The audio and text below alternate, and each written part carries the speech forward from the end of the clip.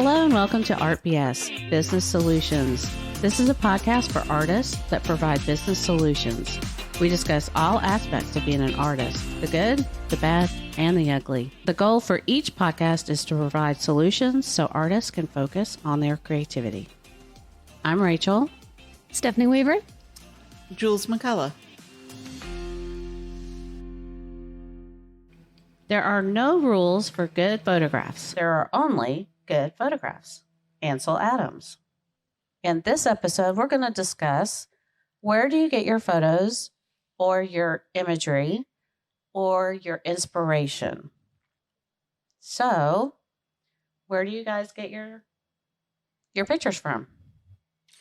Since it's kind of a tag along to the copywriting, you can't just paint anything, right? Right.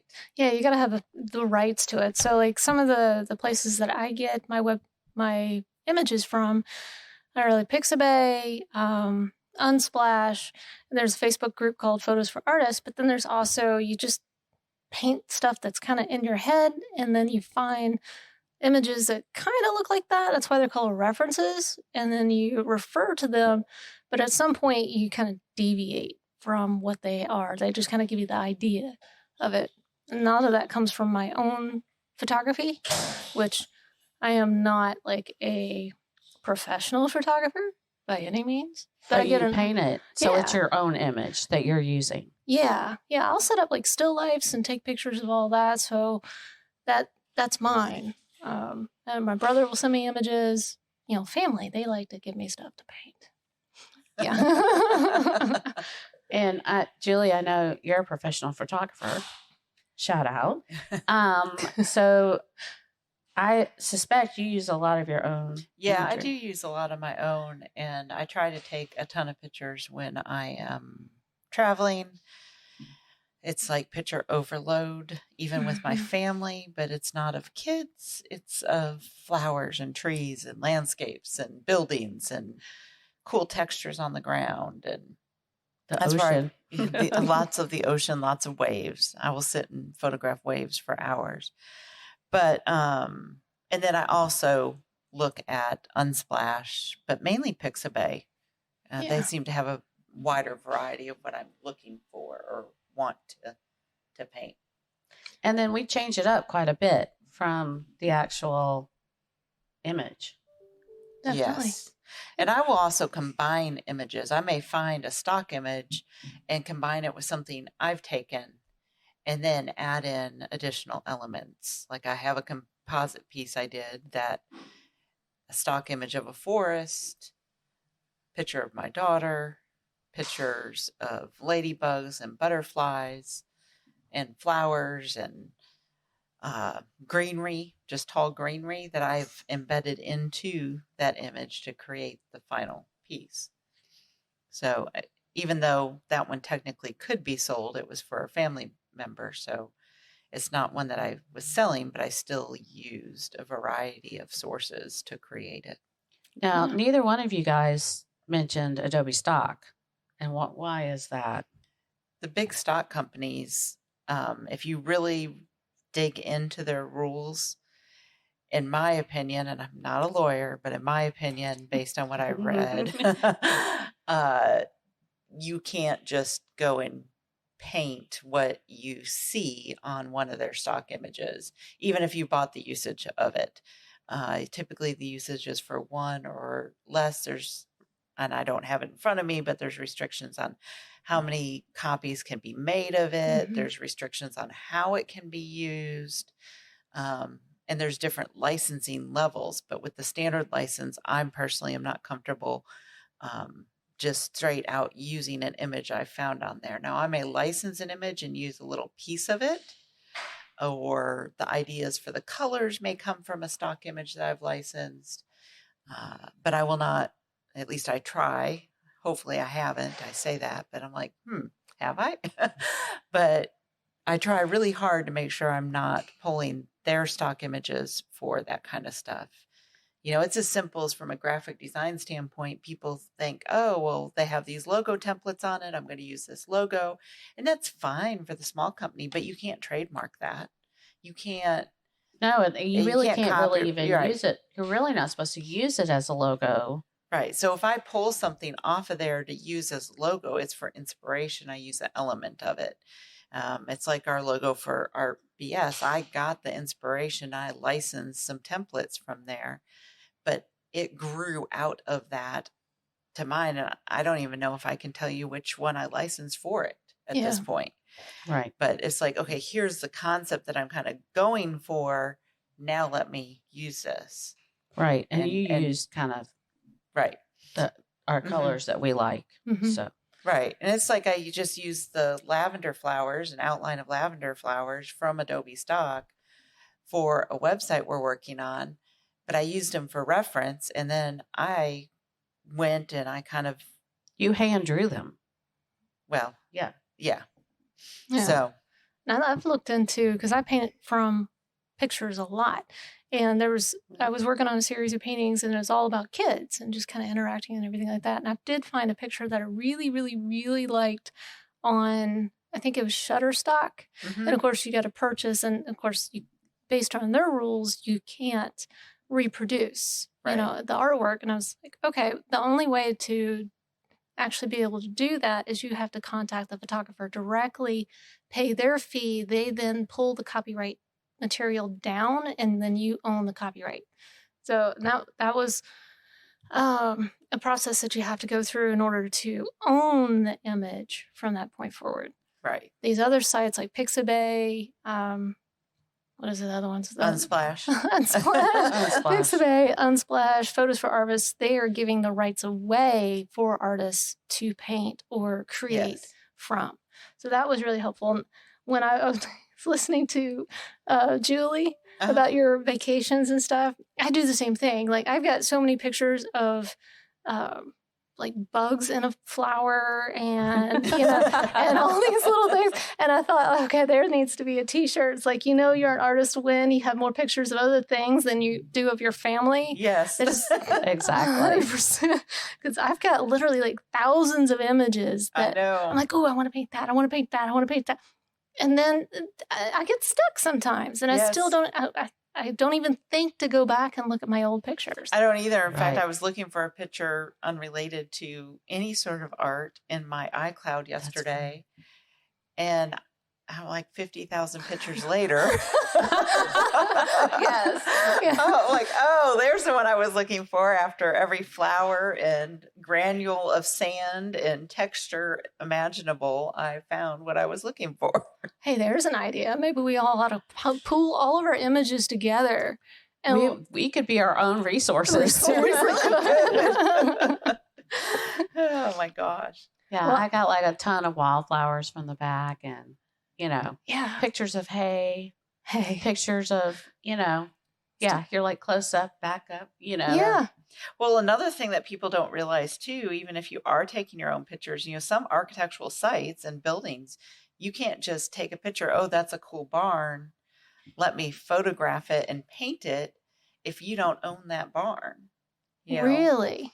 So some architectural locations, you have to ask permission to utilize them. Well, that's the way it is here at Low Mill. Yeah. Yeah. Well, that makes sense. Low Mill. I know they were they're trying to protect. Right. Yeah. Yeah. You have to apply and get permission to take pictures. And they got to protect the artwork and the artist that's within it. So that makes sense. Yeah. Yeah. So, but just from a building standpoint, I don't recall what all the rules are because it's been several years since I had to address any of that, but I'm sure like in New York City, there are buildings that you really you couldn't reproduce. Yeah. You can't just, the Sears Tower, which is no longer the Sears Tower, but it will always be the Sears Tower to me. I don't think you can just go photograph it and sell it, or photograph it and paint it. There's certain rules for certain buildings out there. Wow. Okay, we need to link to an article about that because I know I need to educate myself on that. I need to educate myself on that too, since I'm going to Paris and would like to, You just had to throw that in there. I had to throw that in there. Ding, ding, ding, ding. Everybody take a run to Paris. I'm just kidding. Whatever. So, they don't know this yet. They don't know so you're tell them going. what you're Yeah. doing. Tell them what you're doing. So I'm going to Paris, or well, really France for 2 weeks, and I'm spending a week in Paris, and then I'm going to retreat for a week with 2 other artists, Elliot Logan. I always get it reversed. Sorry. I think it's Logan Elliott and Kat Colette. Hopefully I pronounced her last name correctly. For a week it's an artpreneur retreat. And it's just to grow and learn, and some watercolor classes, see some chateaus and some landscape in south of France. And I've never been to that part of the world, so I'm overly excited. I'm like pretty much jealous at this point. This is really good. I think you're gonna have a fabulous time though. I can't wait. I really am excited. That's going to be awesome. And we're all going to like live vicariously through you because you are going to be posting this on Instagram, right? Yes, I've been told I have to be posting. And your Yes. Instagram handle is? Julie M Studios, very easy to remember. Julie M Studios, check it out. You should see the way she has packed her stuff, because she has to take her brushes and her paints and everything. And she has like this, I mean, it's like super packed. You're going to have to do just a video on that. Well, it's funny you say that, because that's what my daughter Lauren keeps saying. Mom, you've packed this thing 3 times now in 3 different ways. I think you need to do a video of the final way that you actually travel with. Yeah, but it's good. I mean, like you have everything in there, and it's in like a lunchbox. She's even been Pinteresting. She's been going on Pinterest boards of finding ways to pack, YouTube Yes, videos on ways to pack. I know, but you've gotten some really good ideas. I've gotten some great ideas. And also I've been doing, watching YouTube videos. Like this weekend, my husband and I were watching one at lunch on 10 shocking things about Paris, and you know, just all these interesting travel bloggers or vloggers that, you know, talk about their travels to certain areas of the world and different tips that they have. And it's been great listening to all this stuff to find out what to expect and and so we went and watched one of his I'll have to look at my history and put it in the show notes, but we watched one of them on Cancun, since we've been to Cancun twice, and everything was spot on that he talked about. Cool. Even the ATM fees of $40+. Oh, wow. What? Yes. No way. Yes. Do not go to an ATM in Mexico. Like, if you're in, big tip. No. But in France, he says it's fine. You just have your bank fee and that's it. So anyways, I mean, all sorts of crazy, wild things. And we were just surprised how spot on he was with the Cancun ones that we're hopeful that he's pretty spot on with these Paris ones. Yeah, well, I think you are going to need to do like a before and after blog for write it up. But you really do have to. The pictures are amazing.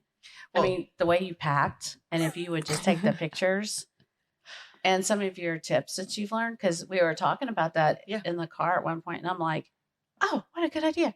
Oh, what a good idea. Yeah. Oh, that's a really good idea. And I'm like, things that should be like, duh. Yeah. But you don't think about it. Right. You just don't think about them until then you hear them. You're like, why didn't I think to bring a bungee cord and some clothespins to hang dry my clothes? Like, that was brilliant. You know? I thought that was a good idea. Well, and another thing too, we were going through this weekend because, of course, my husband wasn't happy because I bought 3 different types of electrical plugs, you know, because the European plugs are different than the US. And I'm glad I did, because only one of the 3 that I bought can you even use with my hairdryer.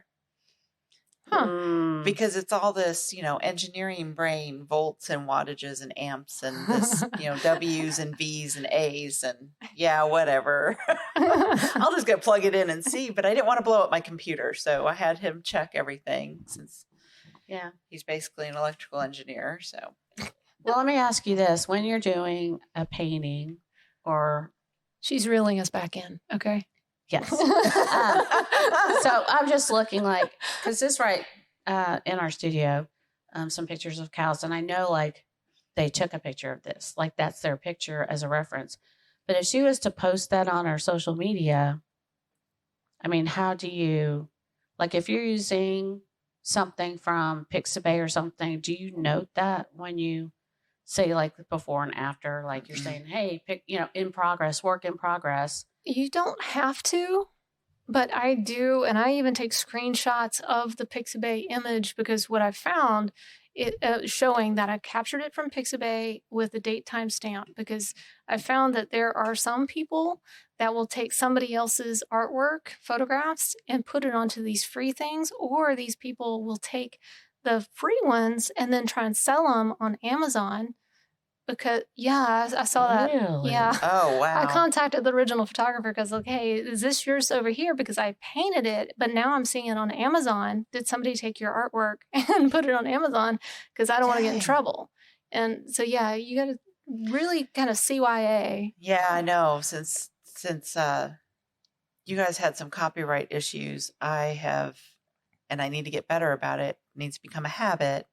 I've created a OneNote, and I've created a folder called reference photos, but I haven't been taking a picture of my actual download and all that. Yeah, Just a do a screenshot. Yeah, Yeah. I need to start doing that and just putting that into the OneNote so I know. Because, like, I have a whole stack of reference photos I printed out to take on the plane with me. Yeah. To practice some urban sketching type stuff. And yeah, I guess I need to go back and know where I got those on Pixabay or Unsplash.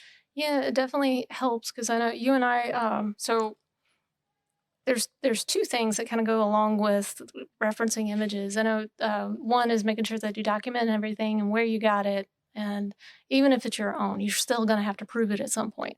I know Julie got You have contacted. your own digital stamp, from your phone or your camera. Yeah. Yeah, but you got to have some sort of organization to be able to find them. Right. That's my problem. I am hyper organized, but that's a negative thing as much as a positive thing, because then I archive and I can't find. Yeah. That's why I'm going to use OneNote to keep all my reference stuff in, because I can put all my screenshots right in there. That's a good idea. But yeah, to have it somehow in a folder somewhere. Mm-hmm. Yeah. Well, and I know Julie, she was contacted by somebody accusing her of using a image that it was a hummingbird. I'm sorry, if you live in the South, all the hummingbirds pretty much look the same. Yeah, there's the male and the female, and you can take pictures of them. We've got like 3 or 5 of them. I don't know. They move too fast, and they're all buzzing around, and you get like good pictures of them. Yeah. And even I'm good enough to take a picture of a good hummingbird, but you have to be able to show, because she was falsely accused, and she was able to prove that nope, here it is. And even recently, just kind of go on to that. So there are scammers out there. Have you guys been scammed yet? I was going to say, how do you even know that was her picture that she sent? Well, the thing about it would have been someone else. You have the same hummingbird. Yeah. Well, my hummingbird is a little bit different than yours, but slightly. I got mine from Pixabay. Right, but from a quick glance, yeah, they look the same. They're exactly the same. I know. So it was like, a hummingbird can only look a certain way. I know. It's just, they're flying. They hardly ever sit still, and if they do sit still, it's not as cool. Right, it's not. You want the wings moving. Yep. Right. Anyway, like the whole point. But anyway, so I got contacted. So on my website, I am a DMCA agent, or maybe it's DCMA. I forget which way it goes. Do you remember? Digital Media Copyright Agent. So basically what it means is you apply, you pay $7 to be a DCMA agent on your website. And basically what that does is says that if anybody in my community posts an image that does not belong to them, I am the DCMA agent that they contact to tell me to remove their image. Gotcha. So that they're in copyright infringement. So anyway, what I didn't know is that there are scammers just on that alone. This past week, I got this past week I got an email from somebody saying, and they went through my website, the contact form on my website, and I read it, and I'm like, oh, okay, well, DMCA agent, take down the image. And so they attached is the image that I need you to pull down. I'm like, okay, cool. So I went to the link and I'm like, I don't really trust this link. It was a download. It wasn't an image. And so, I downloaded it, but it was a zip file, and I was able to see within the zip file was a JS, a JavaScript. I was like, oh my gosh, are you kidding me right now? So you got all these scammers. We need to do a podcast on just scamming alone, because I get it all the time on Etsy. Oh my gosh. People wanting to buy text. Like William that texted, from 2 different numbers. I know. Yeah. Oh my gosh. Asking the same exact thing for the same exact company. Oh my gosh. I'm going to add it to our list. Scammers. So start saving your emails and like the scam emails. Oh my gosh. And we'll just create a file. Okay. Yeah. Okay. That would be hilarious. Scammers.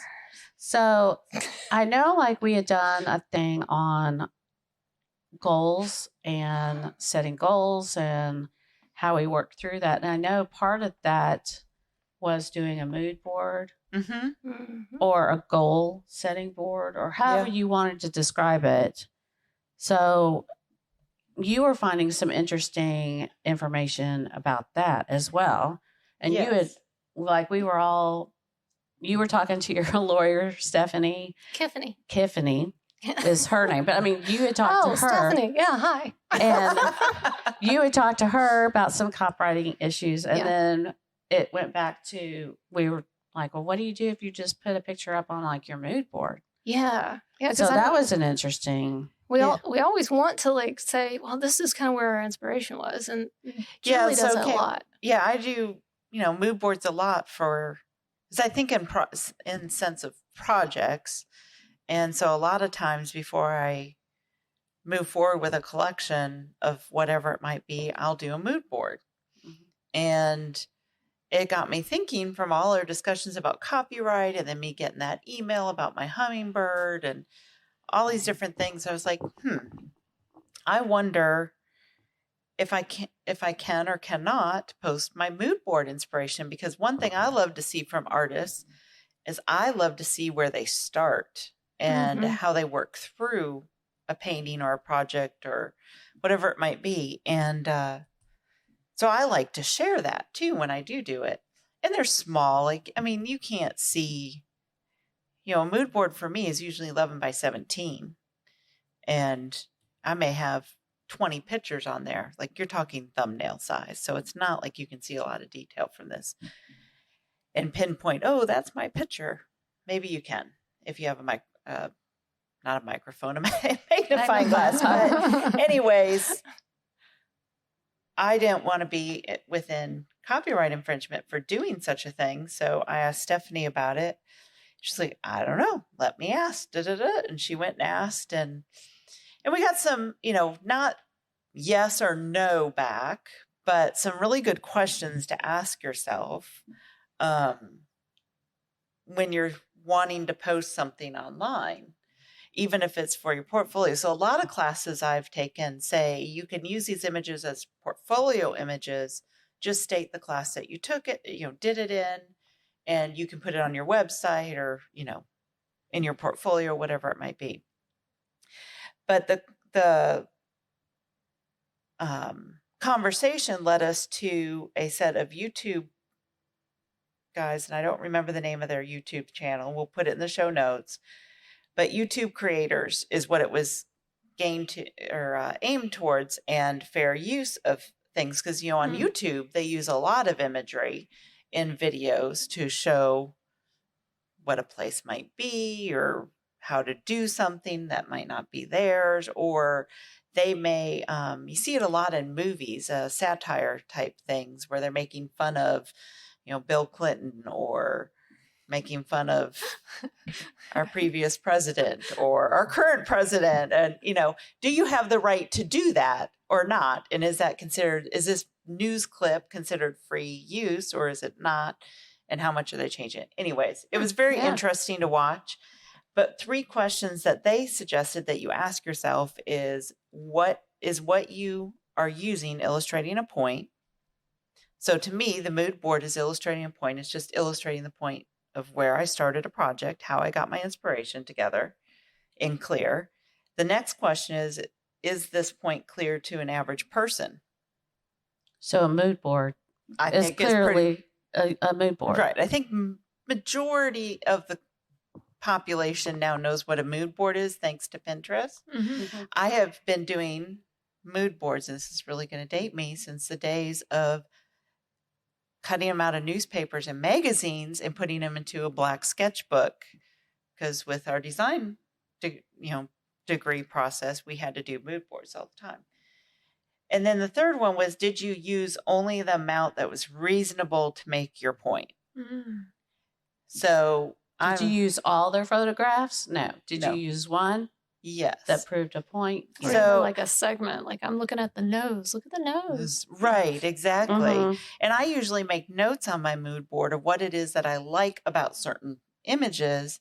So I know why I put it on there, because I'm notorious for starting projects and not picking them up again for 9 months later.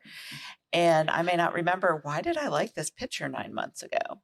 Oh, that's what I pulled out. So I try to make notes next to every single picture of what it is that I liked. And that's a key thing, I think, in a mood board for people to understand when you're creating art. Like you said, oh, I like this nose. Oh, I like the center of that flower, and I like the way the butterfly's landing on the branch, or whatever it might be. So to me, those 3 questions, I think, are fair use that I can post my mood board. At least that's how I interpreted it. Not saying it's right or wrong, because nowhere did we really get a yes or a no definite answer, but it is a very gray area. And I think you just have to ask yourself, what am I using, and am I copying something? Yeah. Or are you creating something new with a new idea or concept based on referencing that image? Exactly. And I think that's the key for artists to know, is you're supposed to be referencing it, not copying it verbatim. If people wanted a copy, they would go get a photograph. They want your originality. Yes, exactly. Yeah. And I think it's good, to note that putting it on a mood board is fine if you're not publishing it on any kind of social media or on your website or on a blog. Well, I'm publishing it on social media, but... Right, but correct. But I mean, even so, if you're not doing any of that, I feel like it's okay to pull off something as a reference, even though you're not using it. And do you know what I'm saying? Yeah. Well, if I'm sorry, Stephanie, the thought that just stopped in my head when you said something, Rachel, was I could just as easily take those images and put them into because of course my mood boards are digital now. I could put them into a Pinterest board. It's not any different than that. Exactly. Well, the way that the Pinterest board works, and this is what the point I was going to make too, is one of the things that you can kind of do is a little bit extra, because yes, you can use segments and kind of show all that. But if you want to go a little bit extra and help another artist out, if you're thinking about this, is to, pin it on Pinterest and use your Pinterest as here's my mood board for this particular painting, because you can niche it down that much in Pinterest. And then that way you're also giving that artist or the creator of that original imagery credit and those additional pins so other people can kind of go back. That's one of the nice things. And then the other thing that you could do is, contact them. This kind of gets a little iffy back and forth in my head because if I contact them, say, hey, is it okay if I used your image and I shouldn't say used your image, but if I showed your image as my inspiration for this piece, and then if they come back now and you're like, well, okay, crap. Because then probably what I would do is then go find somebody else and give somebody else credit. Right. And if I was using a single image, then yes, I kind of get that. Yeah. But you're using 20. Right. I'm just putting stuff on there from color to a specific flower to maybe a pattern I like. I mean, there's just so many different things I'm putting on that board. That's a good idea. I want to link to your mood boards. Can we link to one of your mood boards or something in Instagram that you've done? Yeah, I have an Instagram. So we can inspire others. Yeah, I have a mood board on Instagram that I recently posted that prompted this whole conversation. Okay. That's a great idea. Okay, so while we're wrapping up, because we've just got about a minute left here, let's talk about our current projects, because someone had mentioned that they were interested in what we were doing. So we'll start with Stephanie. Okay, so what am I working on? I am working on, so me being the nerd, and you guys have probably already listened to the podcast about overthinking. If you haven't, go back and listen to the episode about overthinking, because then you're going to go, what in the world is she doing? So I have come up with a new formula that you should be using to price your artwork. And I explain why the old formulas are not working and actually benefiting artists. They're actually hindering artists. They're great for galleries, but not for us independent artists that are selling online. So that's what I'm working on. And I think I'm going to make it free. I'm going to make it available for artists to use. So they're going to find it on, I bought the domain. One second, let me think of it. Artpricingcalculator.com. Thank you. Artpricingcalculator.com. You're going to find this new formula there with all the logic that makes sense. So you have a firm foundation of how to price your artwork. There's no guessing. There's no feeling. There's no oh, well, I live in Atlanta versus I live in a one stoplight town. It doesn't matter because we are internet based. So this is the new formula. Awesome. Artpricingcalculator.com, baby. Awesome. What are you working on besides going to Paris over there? Working on getting ready to go to Paris. Whatever again. I am working on my new Etsy page, peacockblueart.etsy.com. You can also get to it by just going to juliamstudios.com, go to shop, and you'll get a 10% off coupon. But I'm working on putting stuff up on there. Awesome. Slowly but surely, but it's looking really good. Right now, gorgeous. I'm just putting stuff that's in the studio. Eventually, there'll be prints for sale and probably some products, but it's a slow work in progress. But go check it out. Awesome. Yeah. Well, I'm actually working on, what did we call it? Pop peppers. Pop peppers. I love the pop peppers. Oh, yeah. I've got like a green pepper. I'm going to do jalapeno, habanero, just do some different peppers. So soon to be available on her Etsy shop, right? Yes, I'm working on going through the Etsy boot camp. What did you name your shop? I haven't yet. Or BB Studio. BB Studio. BB Studios. BB Studios, plural or singular? BB Studio. BB Studio. I'm looking over here at Julie. She's my helper. We will link to all the Etsy stuff. I haven't set it up yet, so if it's not there yet, when you're listening to this, it will be. Yes, and or you can just contact me directly through my website. All right, Etsy links. I'm making notes on. Awesome. Notes. So we do have show notes on each of these, which is our resource materials. And because it's not just necessarily show notes, we try to really give you guys materials that you can use in your art business. Yep. And there's going to be a link also to 17 resources that you can use to get, was it free? 17 royalty-free image resources for artists. There's going to be that on there. So we'll link that article on there as well. So we're going to have a lot of information for you guys to check it out. Love you guys.